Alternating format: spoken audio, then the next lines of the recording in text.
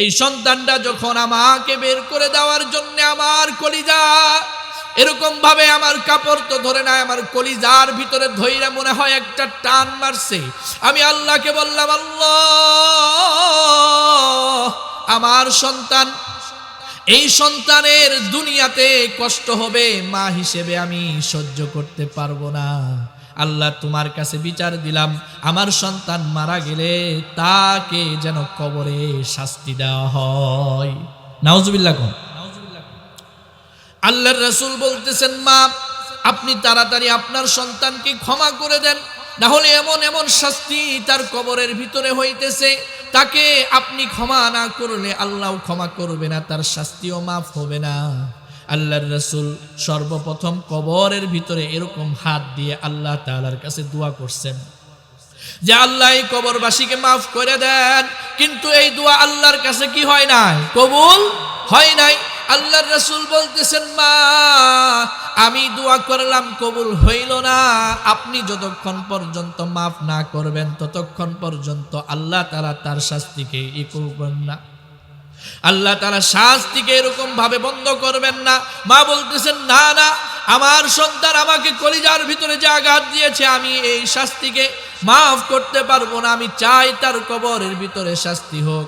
আল্লাহর রাসূল দোয়া করলেন, ওগো মালিক, ওগো রব, আপনি এই মায়ের চোখকে খুলে দেন, এই মায়ের চোখকে খুলে দেন, এই মা যেন দেখতে পারে সন্তানকে কেমন শাস্তি কবরের ভিতরে দেওয়া হচ্ছে।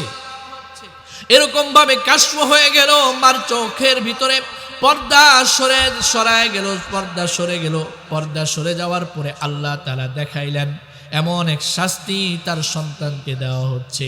সন্তানের এরকম শাস্তি দেখে মা চিল্লানি দিয়ে বেহুশ হয়ে গেছে।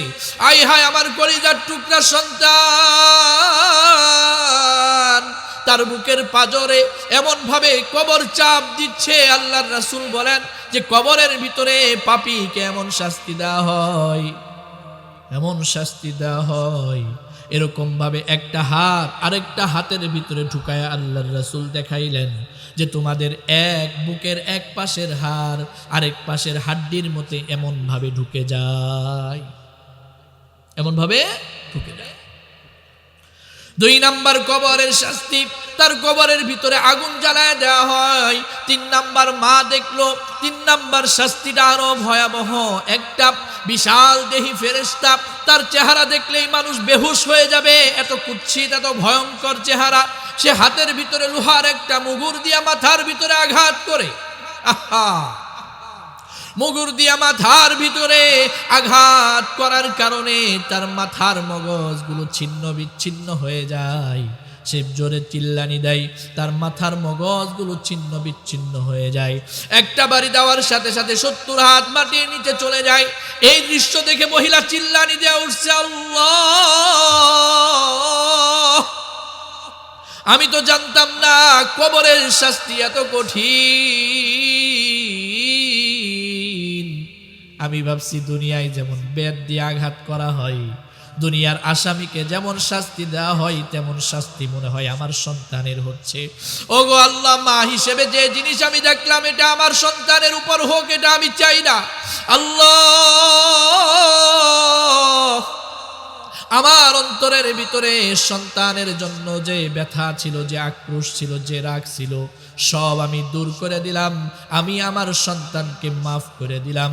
আল্লাহ, তুমি তাড়াতাড়ি আমার সন্তানের কবরের আযাবকে মাফ করে দাও। সানুআযিবুহুম মাররাতাইন। মাররাতুন মানে হচ্ছে একবার। কয়বার? একবার। আর মাররাতাইনে এর অর্থ হচ্ছে 2 বার। আল্লাহ বলতেছেন সানুআযিবুহুম, আমি তাদেরকে শাস্তি দিব, আমি তাদেরকে শাস্তি দিব। কি দিব? আমি তাদেরকে শাস্তি দিব। সানুআযিবুহুম মাররাতাইনে, কয়বার? কথা কয় না, কয়বার? 2 বার আমি তাদেরকে শাস্তি দিব। সুম্মা ইউরাদ্দুন, এরপর তাদেরকে নিয়ে যাওয়া হবে ইলা আযাবিন আযীম, এরপর তাদেরকে আবার নিয়ে যাওয়া হবে মহা শাস্তির দিকে। মুফাসসিরিনে কেরাম বলেন এখানে মাররাতাইন দ্বারা উদ্দেশ্য হচ্ছে আল্লাহ পাক রব্বুল আলামিন একটা শাস্তি দিবেন তার কবরের ভিতরে। কোথায়? কবর। কবরে শাস্তি আছে, আমরা কি বিশ্বাস করি? ওয়া আযাবুল কবরি হাক্কুন, আল্লাহর রাসূল বলেছেন কবরের শাস্তি এটা সত্য। কবরের শাস্তি কি? সত্য। আল্লাহ বলতেছেন সানুআযিবুহুম মাররাতাইনি সুম্মা ইউরাদ্দুনা ইলা আযাবিন আযীম, আমি তাদেরকে দুইবার শাস্তি দিব। যারা গুনাহে লিপ্ত হবে তাদেরকে কয়বার শাস্তি দিবেন? আল্লাহ তাআলা দুইবার শাস্তি দিবেন। একটা শাস্তি হচ্ছে কবরে, এবং দুনিয়াতেও তাদের জন্য শাস্তি আছে না নাই? অবশ্যই দুনিয়াতেও তাদের জন্য শাস্তি আছে। দুনিয়ার জীবনটা তাকে আমি দুর্বিষহ করে দেব। তার টাকা থাকবে, তার বাড়ি থাকবে, কিন্তু তার অন্তরের ভিতরে কি থাকবে না ভাইরা আমার? কি থাকবে না? শান্তি থাকবে না। আল্লাহ বলতেছেন দুনিয়াতে তার অন্তর নামক জায়গা থেকে শান্তিকে উঠায় দেব। যারা গুনাহে লিপ্ত হবে, 2 নম্বরে তারা কবরে যাওয়ার পরে তাদেরকে আমি শাস্তি দিব। কবরে কি শাস্তি দেব এই আলোচনা করব ইনশাআল্লাহ। এরপর কবর থেকে আবার যখন হাসরের ময়দানে মানুষ উঠতে থাকবে, সুম্মা ইউরাদ্দুনা ইলা আযাবিন আযীম, তাদেরকে আবার কিয়ামতের ফায়সালার পরে চূড়ান্ত জাহান্নামের শাস্তির দিকে নিয়ে যাওয়া হবে। এখন আসেন কবরের আযাবের ব্যাপারে। একটা হাদিস তেলাওয়াত করেছি, হযরত ইবনে আব্বাস রাদিয়াল্লাহু তাআলা আনহু থেকে বর্ণিত। তিনি বলেন, একবার রাসূল করিম সাল্লাল্লাহু আলাইহি ওয়াসাল্লাম একটা কবরের পাশ দিয়ে যাচ্ছেন। কবরের পাশ দিয়ে যাচ্ছেন। মাররা রাসূলুল্লাহি সাল্লাল্লাহু আলাইহি ওয়াসাল্লাম আলা কবরাইনি, 2টা কবর এমন এক দেখলেন। আল্লাহর রাসূল বললেন, ইন্নাহুমা ইউআযিবান, এই 2টা কবরের ভিতরে শাস্তি হচ্ছে। কি হচ্ছে? শাস্তি হচ্ছে। আমার কথা না, এই হাদিস তিরমিজির মধ্যে এসেছে, এবং আমি নিজে নাসাই শরীফের মধ্যে পড়িয়েছি, তিরমিজির মধ্যেও পড়াইছি, আলহামদুলিল্লাহ। আল্লাহর রাসূল বলতেছেন এই 2 কবরের মধ্যে শাস্তি হচ্ছে। আল্লাহ পাক রব্বুল আলামিন রাসূলের চোখকে খুলে দিলেন। আল্লাহর রাসূল দেখলেন কবরের ভিতরে শাস্তি হইতেছে। আল্লাহর রাসূল বলেন 2টা কবরে শাস্তি হচ্ছে, কিন্তু 2 কবরে 2 ব্যক্তির শাস্তির কারণ হচ্ছে আলাদা। শাস্তির কারণ কি? আলাদা। কি এমন গুনাহের কারণে শাস্তি হচ্ছে? আল্লাহর রাসূল বললেন, ওয়া মা ইউআযিবানি ফি কাবীরিন, মারাত্মক অনেক ভয়াবহ গুনাহের কারণে তাদের কবরে শাস্তি হচ্ছে না। অর্থাৎ গুনাহ মারাত্মক, কিন্তু গুনাহ থেকে বেঁচে থাকা বান্দার জন্য কি ছিল? সহজ ছিল। গুনাহ মারাত্মক, কিন্তু গুনাহ থেকে বেঁচে থাকা তাদের জন্য কি ছিল? সহজ ছিল। কি গুনাহ? আল্লাহর রাসূল বলতেছেন একজনের কবরের ভিতরে আযাব হচ্ছে কেন? লা ইস্তানজিহু মিন বাউলিহি, একজনের কবরের ভিতরে আযাব হচ্ছে কারণ হচ্ছে এই, তার প্যান্টটা, তার লুঙ্গিটা অপবিত্র থাকতো। অর্থাৎ পেশাব কইরা, অর্থাৎ বাংলা ভাষায় মুইত্যা পানি নিত না। পেশাব করে কি নিত না? পানি নিত না। গ্রামের অঞ্চলে আছে না নাই? আলে বালে কোনো মতো লুঙ্গিটা আঙ্গায় ছাইরা দেয়, পানি নেওয়ার খবর নাই। আছে না নাই এমন মানুষ? আল্লাহর রাসূল সতর্ক করতেছেন, ইস্তাহজিউ মিনাল বাউলি ফাইন্না আম্মাতা আযাবাল কবরি মিনহু, তোমরা পেশাবের সিটা থেকে বেঁচে থাকো, পেশাব নামক নাপাক থেকে তোমরা বেঁচে থাকো, কেননা অধিকাংশ কবরের আযাব হয়ে থাকে পেশাব থেকে না বাঁচার কারণে। আপনি একজনকে নামাজের দাওয়াত দিতে যান, বলবে হুজুর প্যান্ট ঠিক নাই। বলে না? কে? তোর বাসায় কি পেশাবখানা নাই, বাথরুম নাই?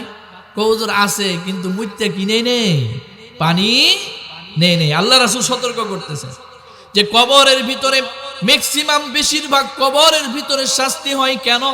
কারণ তারা পেশাব করে কি নেয় না, পানি নেয় না। পেশাব করে কি নেয় না, পানি নেয় না, ঢিলা কুলুপ ব্যবহার করে না, এবং পেশাব করার ব্যাপারে সে সতর্কতা অবলম্বন করে না। সামনে মাটির টিভি ছাইরা দিছে, পেশাবের স্পিড আছে না নাই? ওই শক্ত স্পিডের মধ্যে ছাইরা দেওয়ার কারণে ওখানে বাড়ি খেয়ে পেশাবগুলো শরীরের ভিতরে ছিটে আসতেছে, এদিকে তার খেয়াল নাই। খেয়াল নাই কেন? কারণ তার তো মাথার ভিতরে নামাজের চিন্তা নাই। তার নামাজের কি নাই? চিন্তা নাই। এজন্য আল্লাহর রাসূল বললেন, কবরের ভিতরে প্রধান কারণ হচ্ছে, শাস্তির প্রধানতম কারণ হচ্ছে কবরের ভিতরে পেশাব। এরকম ভাবে পেশাব করার মধ্যে সতর্কতা অবলম্বন না করলে, ভাইরা আমার, যে ব্যক্তি দুনিয়া থেকে এই অসতর্ক অবস্থায় চলে যায়, আল্লাহ পাক রব্বুল আলামিন দুনিয়া থেকেই তাদেরকে শাস্তির ব্যবস্থা করে দেন।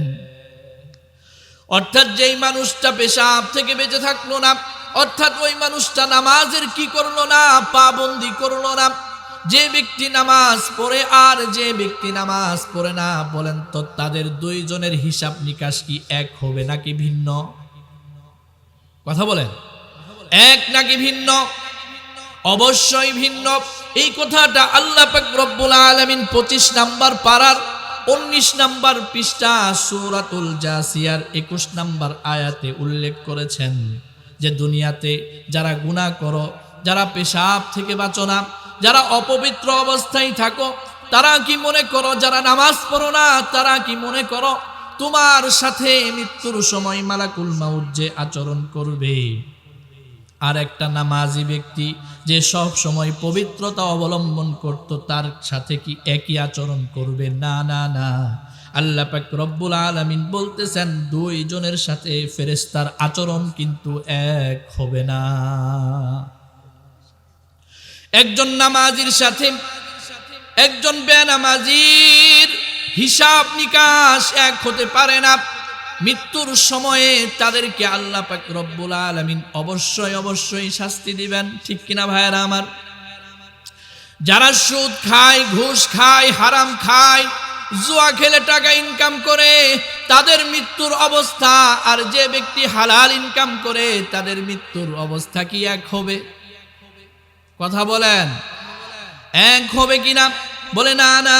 সূরাতুল জাসিয়ার 21 নম্বর আয়াতে আল্লাহ পাক রব্বুল আলামিন দ্ব্যর্থ কণ্ঠে জানায় দিতেছেন, আম হাসিবাল্লাযী নাজতারাহুস সাইয়্যাতি আন নাজআলাহুম, যারা গুনাহ করেছে, যারা গুনাহের মাধ্যমে নিজের উপর জুলুম করেছে, আন নাজআলাহুম, তারা কি মনে করে যে মালাকুল মাউত আজরাইল তাদের সাথে যে আচরণ করবে, কাল্লাযীনা আমানু ওয়া আমিলুস সলিহাত, যারা সৎ কর্ম করেছে, নিজেদেরকে পবিত্র রেখেছে, তাদের সাথে মালাকুল মাউত একই ধরনের আচরণ করবে? না না না না।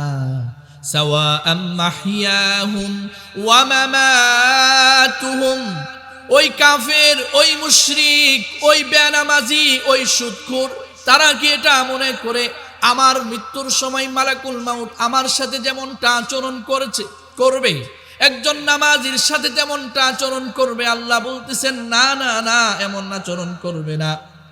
সাওয়াআম মাহইয়াহুম ওয়া মামাতুহুম সাআ মা ইয়াহকুমুন।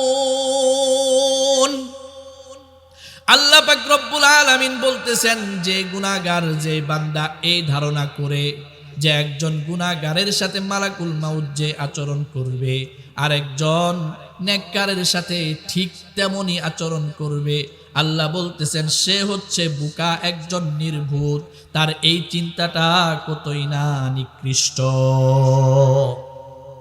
তাহলে কবরের ভিতরে ম্যাক্সিমাম শাস্তি হয় কোন গুনাহের কারণে? ভুলে গেছেন? পেশাব থেকে না বাঁচার কারণে।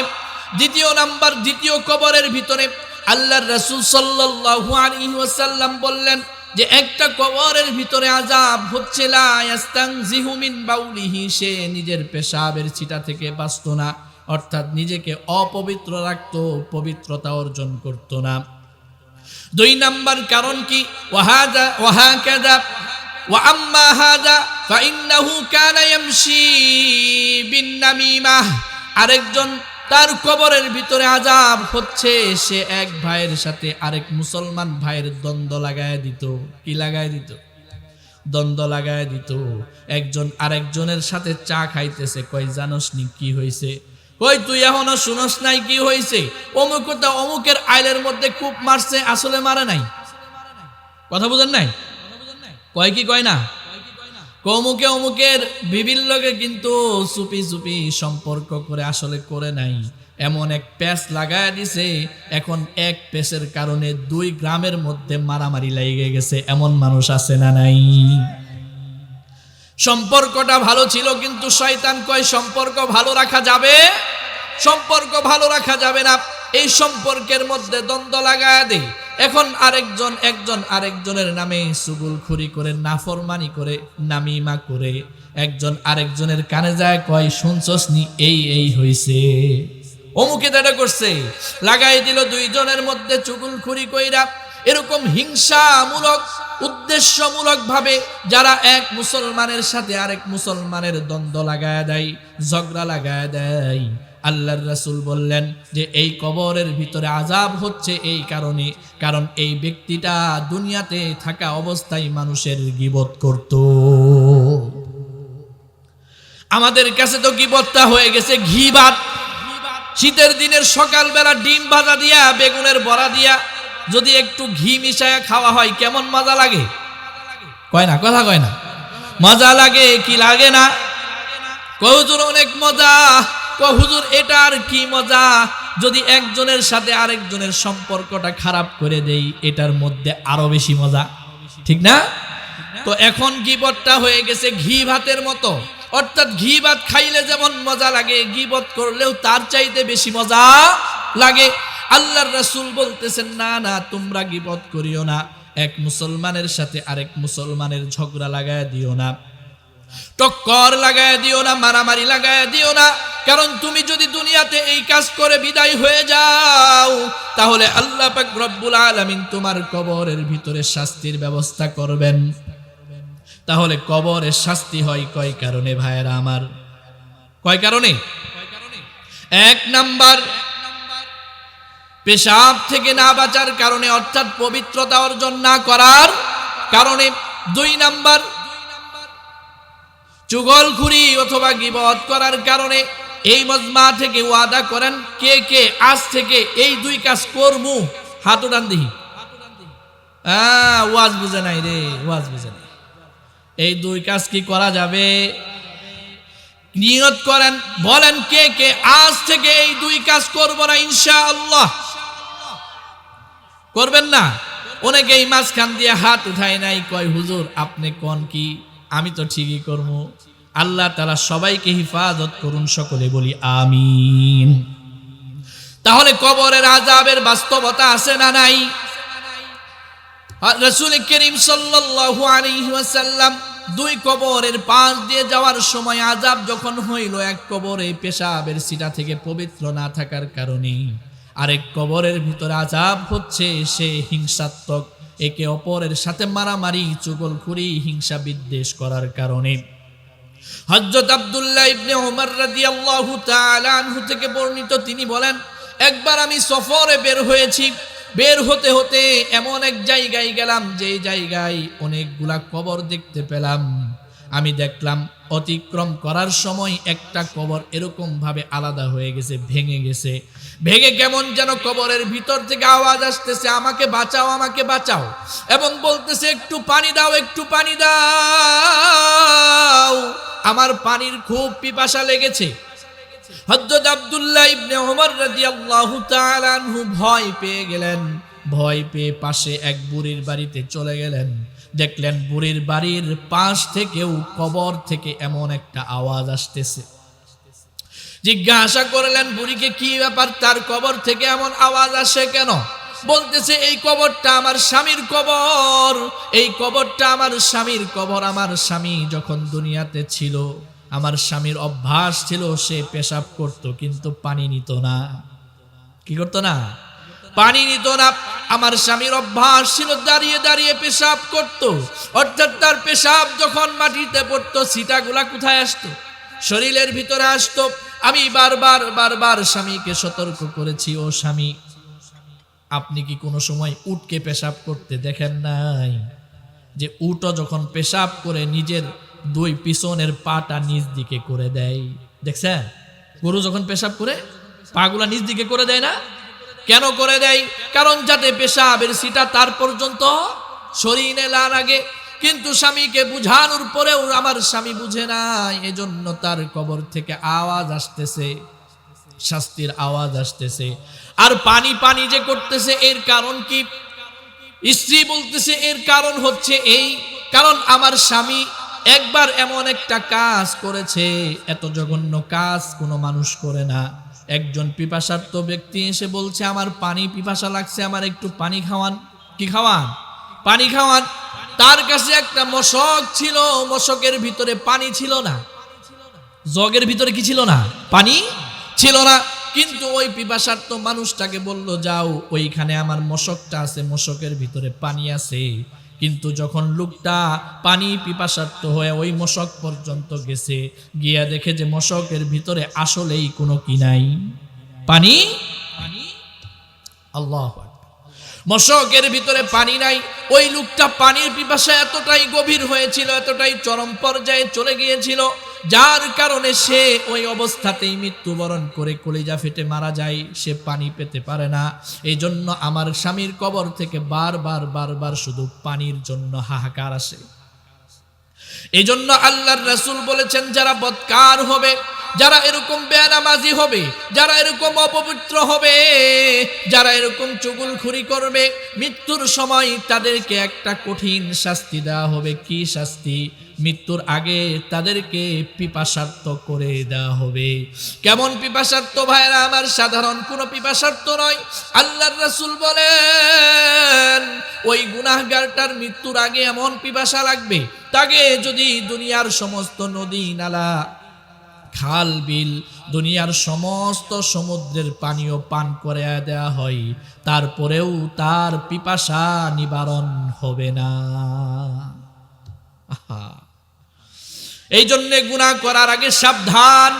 গুনাহ করার আগে কি? সাবধান থাকতে হবে। গুনাহ করার আগে সাবধান হয়ে যেতে হবে। দুইটা গুনাহ পাইলাম, যে গুনাহের কারণে আল্লাহ পাক রব্বুল আলামিন কবরের ভিতরে শাস্তি দেন। একটা গুনাহ পেলাম পেশাব থেকে না বাঁচার কারণে, আরেকটা গুনাহ পেলাম চুগলখুরি করার কারণে, ঠিক না? এখন আসেন আরেকটা গুনাহের কথার দিকে যাই। আল্লাহর রাসূল সাল্লাল্লাহু আলাইহি ওয়াসাল্লামের অভ্যাস ছিল, শুধু দিনে না রাতের বেলাতেও তিনি মাকবারায় চলে যেতেন, কবরস্থানে চলে যেতেন। আম্মাজান হযরত আয়েশা সিদ্দিকা রাদিয়াল্লাহু তাআলা আনহা ভাবতেন, রাতের বেলা হঠাৎ করে আল্লাহর রাসূল নাই, কোন জায়গায় তাকে পাওয়া যাচ্ছে না। আম্মাজান বলতেন, কোন জায়গায় যদি না পাও, একটা জায়গায় তাকে পাওয়া যাবে, সেটা হচ্ছে মাকবারা। সুবহানাল্লাহি ওয়া বিহামদিহি। আল্লাহর রাসূল কবরস্থানে চলে যাইতেন আর বলতেন, তোমাদের যখন বেশি গুনাহ করতে ইচ্ছা করবে, তোমরাও কবরস্থানে চলে যাও। কোথায় চলে যাও? কবরস্থানে চলে যাও। কবরস্থানে প্রভাবশালী মানুষদের কবরগুলা দেখো, যারা দুনিয়াতে গুনাহ করে গিয়েছে, তাদেরকে জিজ্ঞাসা করো, কি হাল তোমাদের? তোমরা না দুনিয়াতে অনেক শক্তিশালী ছিলা, অনেক পাওয়ারি ছিলা, তোমাদের অবস্থা আজকে কি? কবরের ভিতরে তোমাদের কেমন আচরণ করা হচ্ছে তোমাদের সাথে? তো আল্লাহর রাসূল মাঝে মধ্যেই কবরস্থানে চলে যাইতেন, জিয়ারতে চলে যাইতেন। আল্লাহর রাসূল সাল্লাল্লাহু আলাইহি ওয়াসাল্লামের চেহারাটা খুব সুন্দর, অর্থাৎ চেহারার ভিতরে হাসি। আল্লাহর রাসূল কবরগুলো জিয়ারত করতেছেন, একটার পর একটা কবর থেকে আল্লাহর রাসূল সামনের দিকে অগ্রসর হচ্ছেন। এমন সময় কবরস্থানের একদম শেষে একটা কবর পাইলেন, যে কবরের দিকে তাকায় আল্লাহর রাসূল সাল্লাল্লাহু আলাইহি ওয়াসাল্লামের চেহারাটা লাল হয়ে গেল, অর্থাৎ আল্লাহর রাসূলের কষ্টের একটা ছাপ তার চেহারার ভিতরে ফুটে উঠল। আল্লাহর রাসূল কান্নাকাটি করতে লাগলেন, কারণ উম্মতের এরকম ভাবে কষ্ট আল্লাহর রাসূল কি করতে পারতেন না? সহ্য করতে পারতেন না।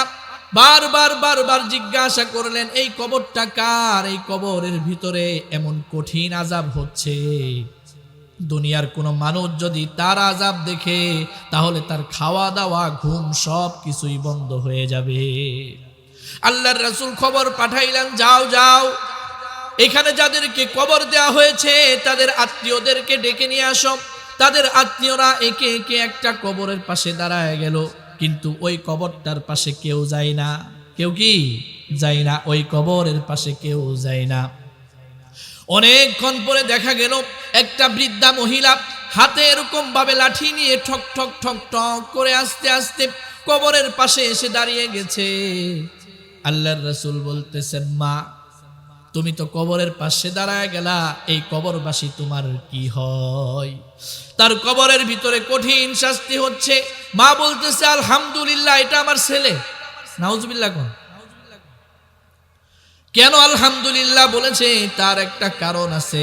আল্লাহর রাসূল বলতেছেন, মা আপনি এই কথা বললেন না, কারণ আপনি যদি আপনার সন্তানকে দিল থেকে ক্ষমা না করেন তাহলে কিয়ামত পর্যন্ত আপনার সন্তানের কবরের ভিতরে এরকম আযাব চলতেই থাকবে। এখন আল্লাহর রাসূল জিজ্ঞাসা করলেন, আপনার এরকম বদদুয়া করার কারণ কি? ওই বৃদ্ধা মহিলা বলতেছে, ইয়া রাসূলুল্লাহ মুহাম্মদ, শুনো, এই বাচ্চাটা যখন একেবারেই ছোট তখন আমার স্বামী মারা যায়। কে মারা যায়? স্বামী মারা যায়। এতিম হয়ে যায় আমার বাচ্চাটা। এরপর একে লালন পালন করতে যায় আমি অন্যত্র বিবাহে বসি নাই, কারণ আমি যদি অন্যের কাছে চলে যাই আমার সন্তানটা কষ্ট পাবে, আমার সন্তানের লালন পালন ঠিক মতো হবে না, এজন্য আমি অন্যত্র যাই নাই। খুব কষ্ট করে এরকম ভাবে সংসারের টুকিটাকি জিনিস বিক্রি করে আমার এই সন্তানটাকে পড়াশোনা করিয়েছি, লেখাপড়া করিয়েছি। কিন্তু একটা পর্যায়ে যখন লেখাপড়া শেষ হয়ে গেছে, সে আমাকে না জানিয়ে একটা মেয়েকে বিবাহ করেছে। হাদিসের ভাষ্য অনুযায়ী বিবাহ করার পরে আমার সন্তানটা কেমন যেন হয়ে গেল, এখন আর আমাকে দেখাশোনা করে না, এখন আমার কথা তার কেমন যেন সহ্য হয় না।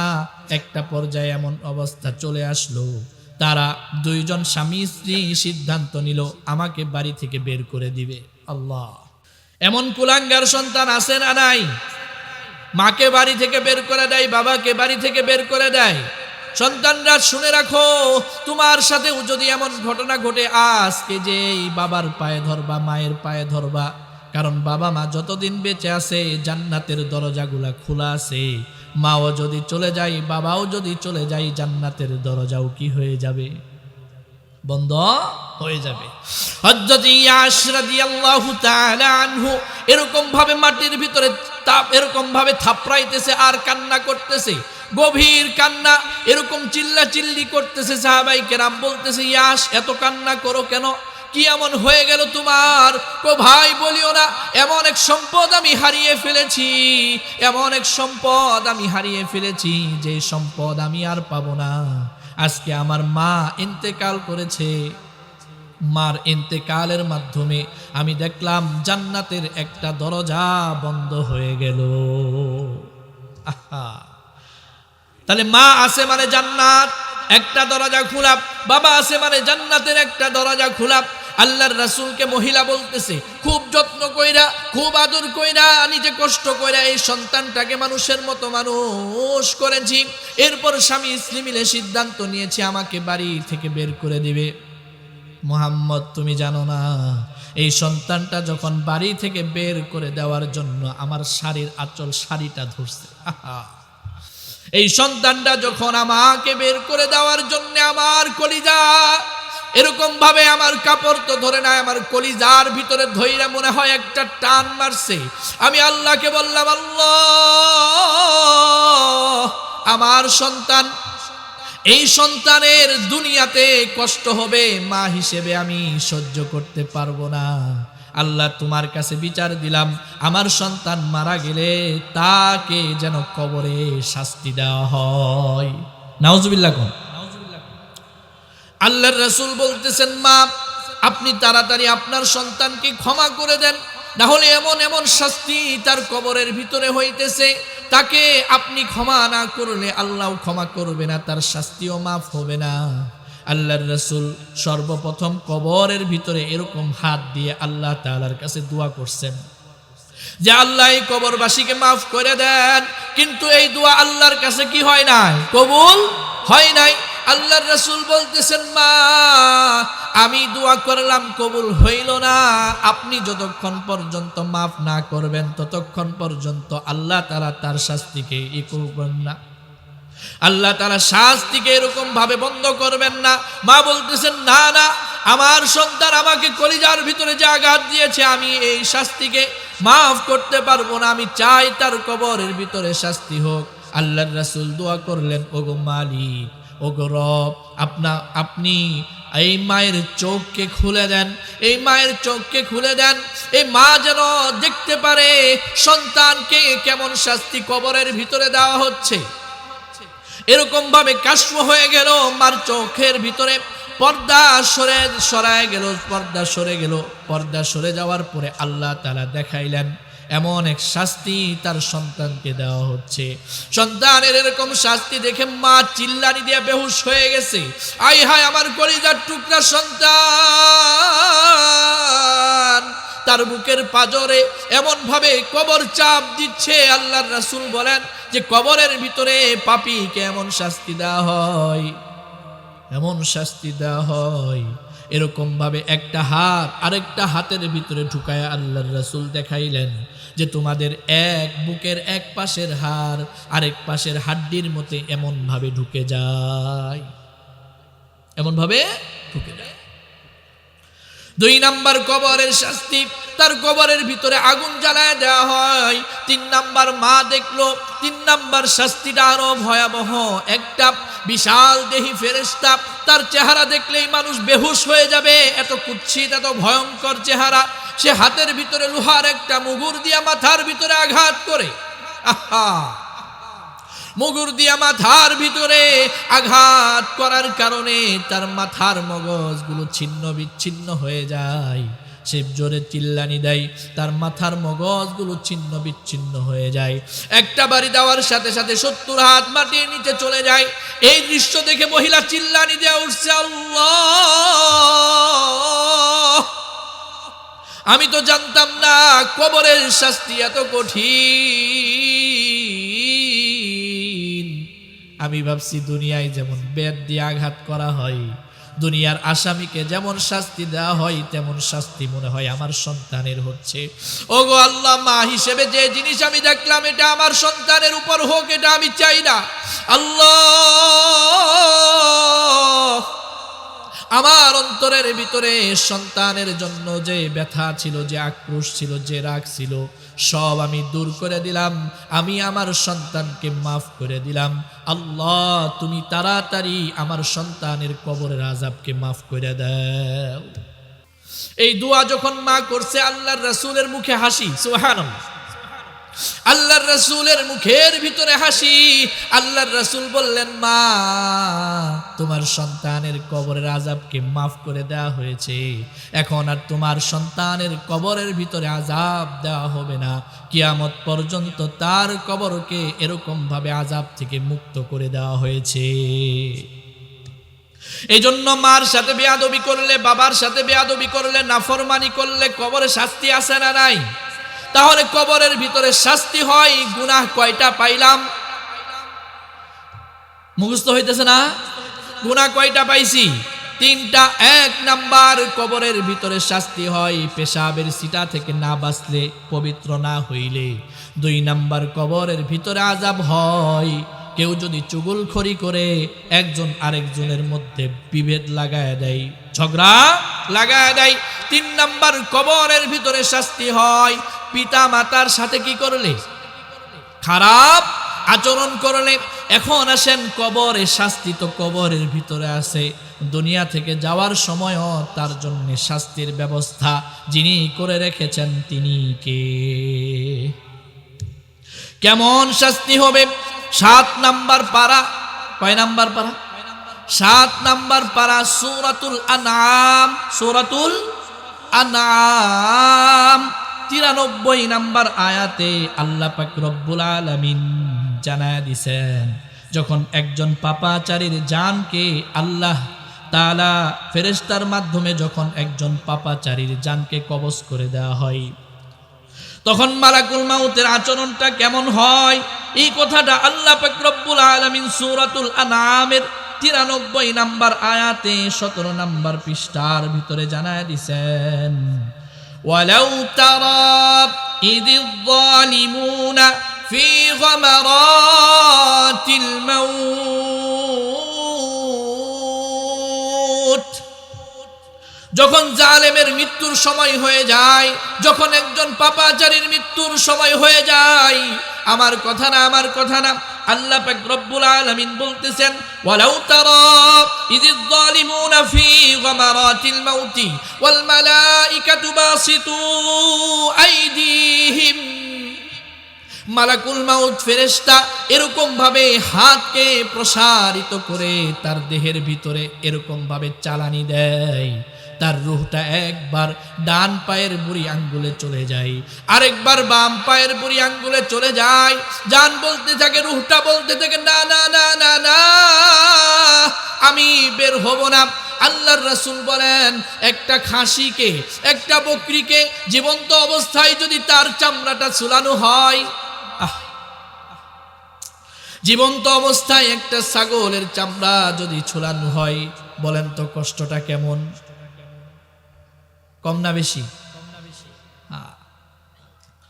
গুনাহ করার আগে সাবধান। আল্লাহ তাআলা বলতেছেন যে ওই মালাকুল মাউত যখন তার কাছে আসে, আয়েশা বলে, বাসিতু আইদিহিম আখরিজু আনফুসাকুম, এই রূহ বের হয়ে আয়। আল্লাহর রাসূল বলেন, একটা জীবন্ত খাসির চামড়া যদি তার শরীর থেকে আলাদা করা হয় যেমন কষ্ট হয়, এর চাইতেও বেশি কষ্ট হয় একজন অপরাধী, একজন গুনাহগারের জান কবজ করার সময়। আখরিজু আনফুসাকুম, জানটা দেহের ভিতরে লুকাইতে থাকে এবং বলে, জানা আমি বের হব না। মালাকুল মাউত মালাকুল মাউত এরকম ভাবে তাকে পাকড়াও করতে থাকে আর বলে, আখরিজু আনফুসাকুম আল-ইয়াওমা তুজজাউনা আযাবাল হুন, আল-ইয়াওমা তুজজাউনা, আরে তোমাকে এই শাস্তি দেওয়া হচ্ছে, তোমাকে প্রতিদান দেওয়া হচ্ছে, বিমা কুনতুম, কেন কেন কেন, তাকুলুনা আলাল্লাহ, তাকুলুনা আলাল্লাহ, তোমরা আল্লাহর ব্যাপারে এমন কথা বলতে, গায়রাল হক, আল্লাহর ব্যাপারে তোমরা মিথ্যা কথা বলতে, অর্থাৎ তোমাদেরকে কবরের আযাব শাস্তি দেওয়া হবে, তোমরা বিশ্বাস করতা। আমাদের চলাফেরা দেখে তো মনে হয় যে আরেকটা জগৎ আছে, ভুলে গেছি, মনে হয় না? মনে হয় দুনিয়ায় সব আইলাম গেলাম সব এখানেই, আর কিছু নাই। আল্লাহ বলতেছেন, তোমাদের সামনে আযাবের কথা আসে, বারবার মিম্বর থেকে আওয়াজ আসে, কিন্তু তোমাদের দেখলে মনে হয় তোমাদের কোনো শাস্তি নাই।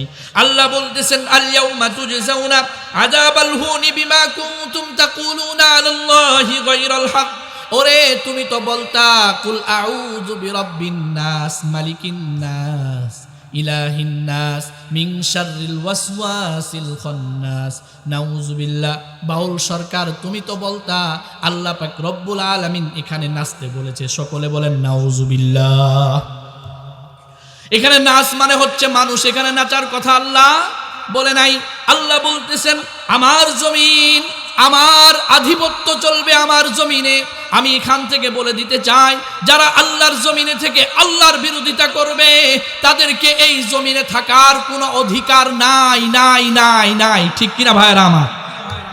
যদি বাউল সরকারের অধিকার হয় আল্লাহ পাক রব্বুল আলামিনের বিরুদ্ধাচরণ করা, তাহলে প্রত্যেকটা মুসলমানের অধিকার হচ্ছে যারাই আল্লাহর বিরোধিতা করবে তাদের দেহ থেকে গর্দানকে আলাদা করে দেওয়া, ঠিক কিনা ভাইরা আমার? আল্লাহ পাক রব্বুল আলামিন বলতেছেন, আল-ইয়াওমা তুজজাউনা আযাবাল হুনি বিমা কুনতুম তাকুলুনা আলাল্লাহি গায়রাল হাক্কি ওয়া কুনতুম আন আয়াতিহি তাস্তাকবিরুন। যে আল্লাহ পাক রব্বুল আলামিনের আয়াত সমূহ তোমাদের কাছে যখন কি করা হয়েছে, পৌঁছায় দেওয়া হয়েছে। এমন ভাবে বক্তারা যখন ওয়াজিনরা যখন জান্নাত জাহান্নামের আলোচনা করেছে, ইসলামের আলোচনা করেছে, দ্বীনের আলোচনা করেছে, তোমরা অহংকার বশত এই আলোচনাগুলো এক কান দিয়া ঢুকাইছো, আরেক কান দিয়া বের করে দিছো।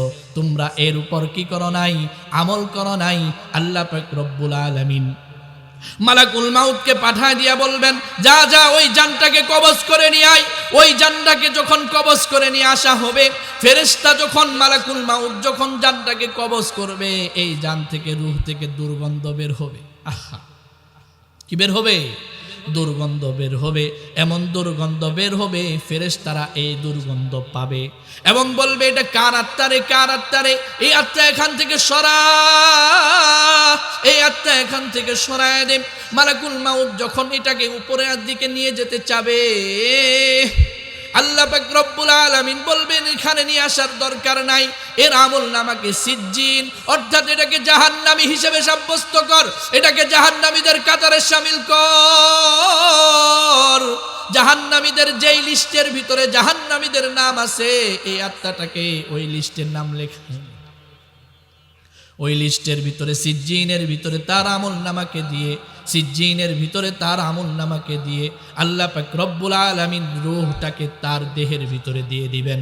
আল্লাহর রাসূল বলেন, যখন মাইয়িতকে শোয়ানোর পরে, কবরের ভিতরে শোয়ানোর পরে মানুষেরা যখন আস্তে আস্তে বাড়ির দিকে চলে আসে, তখন মাইয়িত কান দিয়ে শুনতে পারে তার পায়ের আওয়াজ। একে একে যখন তার ভাইটা চলে যায়, একে একে যখন তার বাবা চলে যায়, একে একে যখন তার দাদা চলে যায়, ওই কবরের পাপীটা আর্তনাদ করে বলতে থাকে, কই কই আমার আপনজন কোথায়? কেউ তো আমার কাছে থাকলা না। আল্লাহ পাক রব্বুল আলামিন পাপাচারীর রূহটা আবার দেহের ভিতরে দিয়া দেয়। দেহের ভিতরে দেওয়ার পরে দুইটা ফেরেশতা যখন আসে, কয়টা ফেরেশতা? দুইটা ফেরেশতা আইসা কয়টা প্রশ্ন করে? কমন কয়টা? তিনটা প্রশ্ন করে। এক নাম্বার প্রশ্ন, মার রব্বুকা, তুমি কি তোমার জীবনে ইসলামকে মেনেছো? তুমি কি তোমার ব্যক্তি জীবনে আল্লাহকে মেনেছো? তুমি কি তোমার পারিবারিক জীবনে আল্লাহকে মেনেছো? তুমি কি তোমার সামাজিক জীবনে আল্লাহকে মেনেছো? তুমি কি তোমার রাষ্ট্রীয় জীবনে আল্লাহকে মেনেছো? মার রব্বুকা এই প্রশ্ন যখন করা হয়, ওই বান্দা বলে, লা আদরি লা আদরি। ওমান দীনুকা, তোমার ধর্ম কি ছিল? বলে, লা আদরি লা আদরি। ওমান হাদার রাজুল, দেখো তো ইনাকে চেনা যায় কিনা? বলবে, লা আদরি লা আদরি। আল্লাহ পাক রব্বুল আলামিন বলবেন, আফরিশুহু বিন্নার, আফরিশুহু মিনান্নার ওয়া আলবিসুহু মিনান্নার। আল্লাহ পাক রব্বুল আলামিন বলবেন, এই পাপাচারীর শরীরের ভিতরে আগুনের পোশাক পরায় দে। আহা, এই পাপাচারীর শরীরের ভিতরে আগুনের পোশাক পরায় দে। এই পাপাচারীর কবরের ভিতরে আগুনের বিছনা বিছায় দে। আহা, এই পাপাচারীর কবর থেকে জাহান্নামের একটা জানালা খুলে দে। এই জাহান্নামের উত্তপ্ত হাওয়া, তার নিচেও জাহান্নাম, উপরেও জাহান্নাম, আবার জাহান্নাম থেকে গরম যখন হাওয়া আসবে, কবরের শাস্তি শুরু হয়ে যাবে কিয়ামত পর্যন্ত। এরকম ভাবে তাকে পিটাবে আর বলবে, তুই কেন ফজরের নামাজ পড়লি না? তুই কেন নামিমা করলি, চুগলখড়ি করলি? তুই কেন একে অন্যের সাথে মারামারি ঝগড়া লাগায় দিলি? এরকম ভাবে মারতে থাকবে আর বলতে থাকবে, কেন ফজর পড়লি না? ফজর থেকে জোহর, আবার জোহর থেকে আসর, মারতে থাকবে আর বলতে থাকবে, তুই কেন আসর পড়লি না? আসর থেকে মাগরিব, মাগরিব থেকে ঈশা, আবার ঈশা থেকে ফজর। তার কবরের ভিতরে আযাব চলতেই থাকবে, চলতেই থাকবে। আল্লাহ পাক রব্বুল আলামিন আমাদেরকে হিফাজত করুন, সকলে বলি আমিন। তাহলে কবরের ভিতরে আযাব হয়, গুনাহ জানলাম কয়টা, এছাড়া আরো আছে, কিন্তু আজকে এখান থেকে কয়টা গুনাহের ব্যাপারে আমরা জানলাম? সবাই বলতে হবে কয়টা? এক নাম্বার, পেশাব থেকে না বাঁচার কারণে, পবিত্র না হওয়ার কারণে। দুই নাম্বার, চুগলখড়ি নাফরমানি করার কারণে, একে অপরের সাথে ঝগড়া বিবাদ লাগায় দেওয়ার কারণে, হিংসা বিদ্বেষ করার কারণে, গীবত করার কারণে। তিন নাম্বার, পিতামাতার সাথে অসৎ আচরণ করার কারণে, পিতামাতার সাথে পিতামাতার অবাধ্য হওয়ার কারণে। ঠিক কিনা ভাইয়েরা আমার? তাহলে তিনটা কবরের শাস্তি কয়টা? তিনটা। কবরের শাস্তি কয়টা? তিনটা। তিনটা অপরাধ পাইলাম: পবিত্র না হওয়া, চুগলখুরি করা, বাবা মার সাথে সদাচরণ না করা। কবরেও শাস্তি তিনটা। এক নাম্বার, এক পাজরের হাড্ডি আরেক পাজরের মধ্যে ঢুকে যাওয়া, অর্থাৎ কবরের মাটি তাকে কি দিবে? চাপা দিবে। দুই নাম্বার, তার কবরের ভিতরে আগুন লাগায় দেওয়া হবে, দুই নাম্বার শাস্তি।